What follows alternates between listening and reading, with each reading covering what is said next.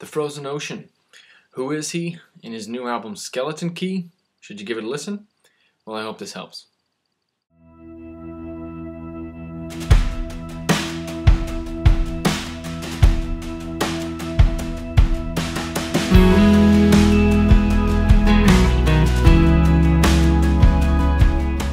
Dave, the guitarist of the post-hardcore band Life in Your Way, has been making music on his own for at least 7 years now. He released his self-titled debut album in 2008 and an EP called In Exile in 2010. Both albums are available from his Bandcamp page. I'll put a link in the description. For a small price, or from his label Come and Live for free. Come and Live, an indie label / organization, they describe themselves as a non-profit missions community. The musicians and other creatives teaming up with Come and Live have a missionary mindset to distribute music and media around the world for free as a means of sharing their faith and inspiring others. They have 66 free albums on comeandlive.com, and they're quality. It's really worth your time to check out.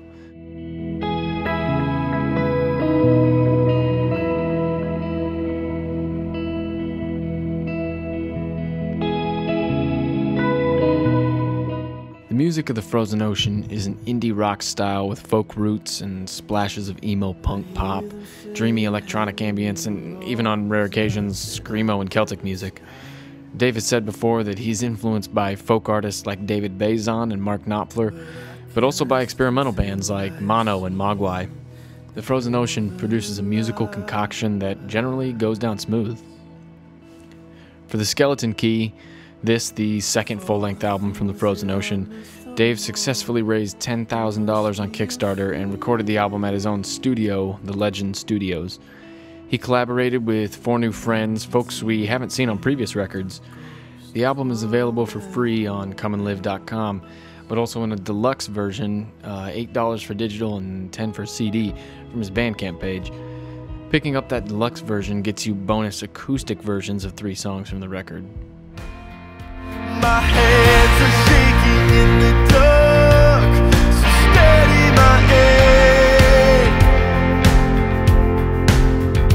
And I could hear you calling my name. My eyes were blind, but now I see that you've been waiting for me.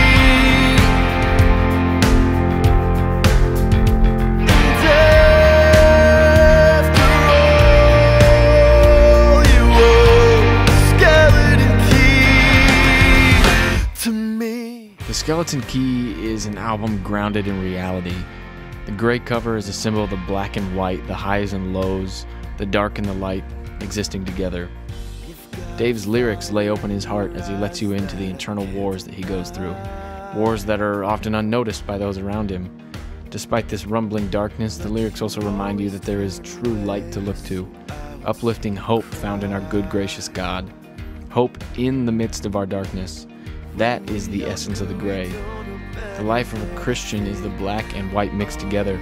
All our experiences are sort of a gray middle ground, bright hope in the midst of dark difficulty. As Dave puts it, God is a skeleton key to him, a key that can open up a variety of locks that bind his heart, locks of fear and insecurity. His skeleton key frees his heart, enabling him to be the man he really wants to be. We'll stay forever every day.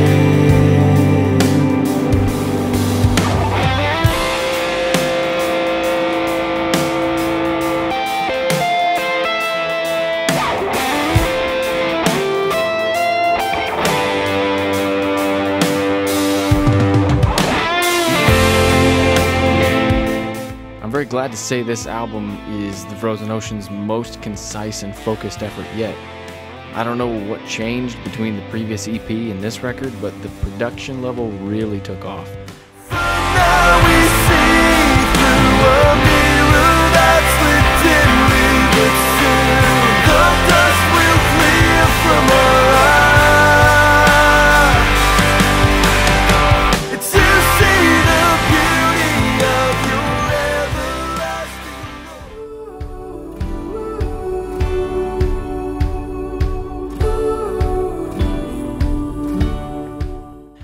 love. Could it have been the 4 years of work behind this album, the true meaning of a labor of love?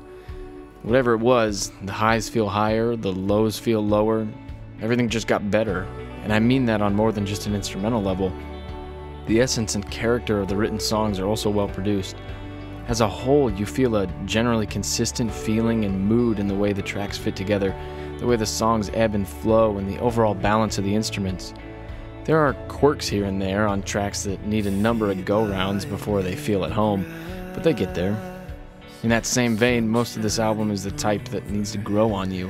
For me, it only took 2 or 3 times, but I was seeing these tracks in a more positive light after giving it multiple listens. Also, I highly recommend listening on headphones and trying to hear out his lyrics. When you can understand them, they're usually pretty imaginative and organic. And when you understand what a track is about from the lyrics, it frames your interpretation of the sound. If you could know what I know, you'd never wanna grow old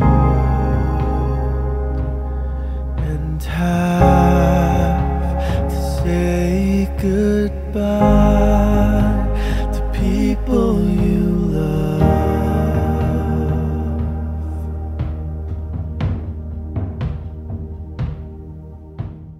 Take Violet, for example, a song for his young daughter.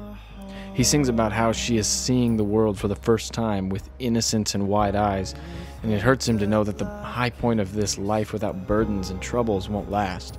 Pain and death will eventually reach his daughter in her own life and in the lives of those around her, but that's not the last word. God will defeat death once and for all permanently, and as the lyric says, death will lay in his grave and swallow the key.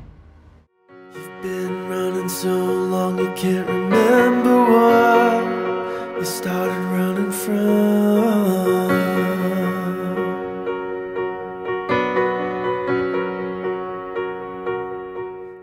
One of my disappointments in this album, of which there are few, is that some of the songs feel like nothing more than simple acoustic guitar-rooted songs, right in the vein of a singer-songwriter, that while they could stand alone as an acoustic version, are layered with instruments until the song is quote-unquote finished. This is nowhere more apparent than on the acoustic versions of In Circles, Skeleton Key, and 27. I mean, don't all those tracks sound good with less instrumentation in their acoustic outfit? Of course they do. They're well-written songs, but when you simply add instruments to it, each instrument becomes a support instead of any of them taking a lead role. And for a number of these tracks, there is no lead role. The whole song becomes mediocre because each part of the song is mediocre. It feels like the songs were beefed up for convenience, not for necessity.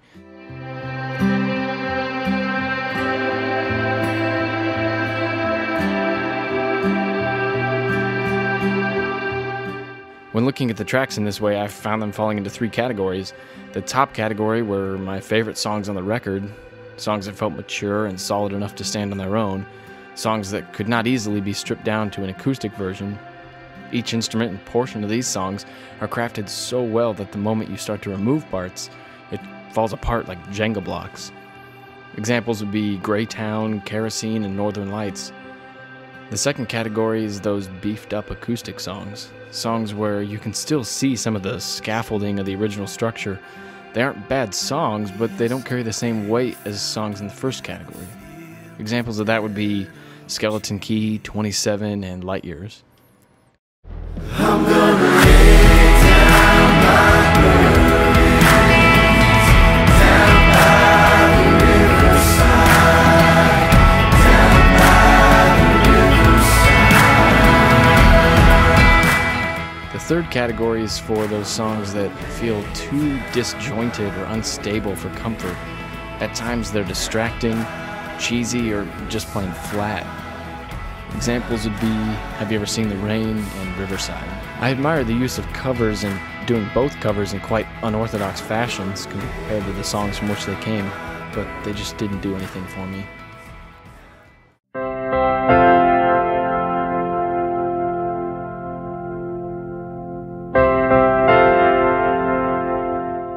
On the high points of this album, I was blissfully engaged with the music and impacted by the lyrics. Dave showed us that he still has a lot of creativity and depth in his lyrics and songwriting. He crafted some beautiful songs that I will definitely be returning to. But he also crafted some real paperweights that don't do much for me, songs that I will usually end up skipping. As a whole, I feel like this record is another step for the Frozen Ocean on a path to a really standout album or EP one day. I still see the potential in these songs. In my opinion, this record is about 80% hits and only 20% misses. And for an album of 12 songs, that's a high compliment. There's a lot of good music on this record. And if you listen to it and you still don't think so, I encourage you to listen to it again. This album needs time to grow on you. And I hope it does. Well, I hope this helped. See ya.